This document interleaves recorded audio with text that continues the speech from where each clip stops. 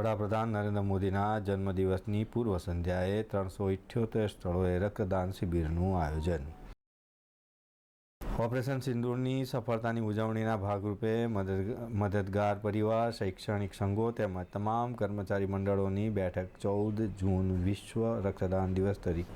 Operation સિંદૂરની સફળતાની તેમજ ભારતના વડાપ્રધાન નરેન્દ્ર મોદીના જન્મદિવસની ઉજવણીના ભાગરૂપે તેમના જન્મદિવસની પૂર્વ સંધ્યાએ ગુજરાતમાં એક સાથે 378 સ્થળોએ રક્તદાન શિબિરનું આયોજન કરવામાં આવ્યું છે. જિલ્લા સ્તરે અને તાલુકા સ્તરે રક્તદાન શિબિરના આયોજનનો ચોક્કસ યોજના, કાર્યક્રમ સ્થળો અને કાર્યક્રમના ઇન્ચાર્જ સહિતની તમામ જવાબદારીઓ નક્કી કરી યાદી બનાવવાની તૈયારીઓ શરૂ થઈ ગઈ છે.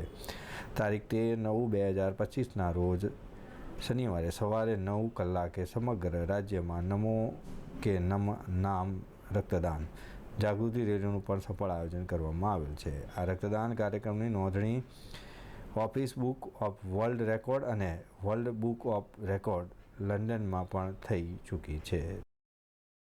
સમગ્ર આયોજન વિશ્વ રક્તદાન દિવસ 14 જૂનના રોજ કરવામાં આવ્યું હતું, જેની અંદર તમામ ગુજરાત રાજ્યના કર્મચારી મંડળો, તમામ શૈક્ષણિક સંઘોએ સાથે મળીને, બધા જ આગેવાનો જે આજે અહીંયા મારી સાથે ઉપસ્થિત છે, બધાએ સાથે મળીને એક નિર્ધાર કર્યો છે કે આ વખતે આદરણીય પ્રધાનમંત્રીના જન્મદિવસની ઉજવણી ઓપરેશન સિંદૂરની સફળતા સાથે કરવામાં આવે, એટલે કે રક્તદાન સાથે એની ઉજવણી કરવામાં આવે એવું અમે બધાએ ભેગા થઈને ઠરાવ્યું. એની બેઠક મળી. ત્યારબાદ પ્રદેશ ખાતે એની બેઠક ગાંધીનગર ખાતે યોજવામાં આવી હતી.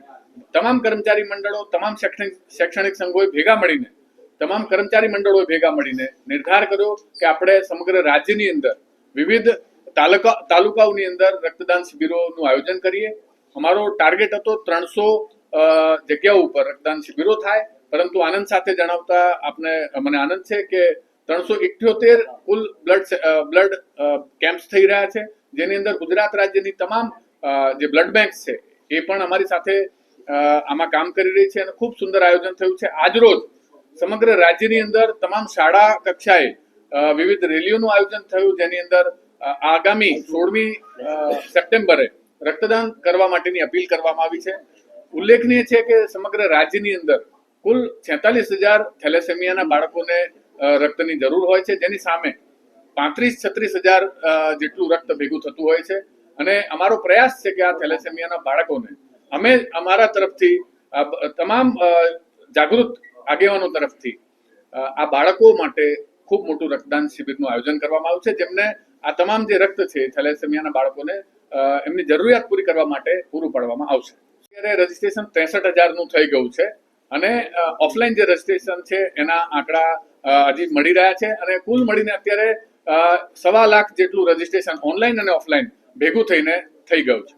રેડક્રોસ અમદાવાદ છે, પરંતુ તમામ GSCBTના સહયોગથી તમામ રાજ્યની તમામ બ્લડ બેંક્સ અમારી સાથે આમાં કામ કરી રહી છે. કુલ 205 બ્લડ બેંક્સ સાથે મળીને કામ કરી રહી છે અને ST ના જે કર્મચારીઓ છે તેઓ પણ સાથે છે. પોલીસ વિભાગના મિત્રોએ પણ આમાં રજીસ્ટ્રેશન કરાવવામાં ખૂબ મદદ કરી છે અને એ લોકો પણ રક્તદાન માટે આગળ આવી રહ્યા છે. અને કુલ મળીને આદરણીય પ્રધાનમંત્રી શ્રી નરેન્દ્રભાઈ મોદીનો જન્મદિવસ ઉજવવા માટે તમામ કર્મચારી મંડળો, તમામ કક્ષાએથી શૈક્ષણિક સંઘો પણ આમાં આગળ આવી રહ્યા છે. અત્યાર સુધી રક્તદાન શિબિરનું ઓનલાઈન 65,000 તેમજ ઓફલાઈન 60,000 સુધીનું રજીસ્ટ્રેશન, એટલે કે કુલ 1,25,000 રક્તવીરોનું રજીસ્ટ્રેશન થઈ ચૂક્યું છે. આ રક્તદાન શિબિરનું આયોજન વડાપ્રધાન નરેન્દ્ર મોદીના જન્મદિવસની પૂર્વ સંધ્યાએ કરેલું છે, જેનું નામ રાખવામાં આવ્યું છે નમો કે નામ રક્તદાન રખાયું છે.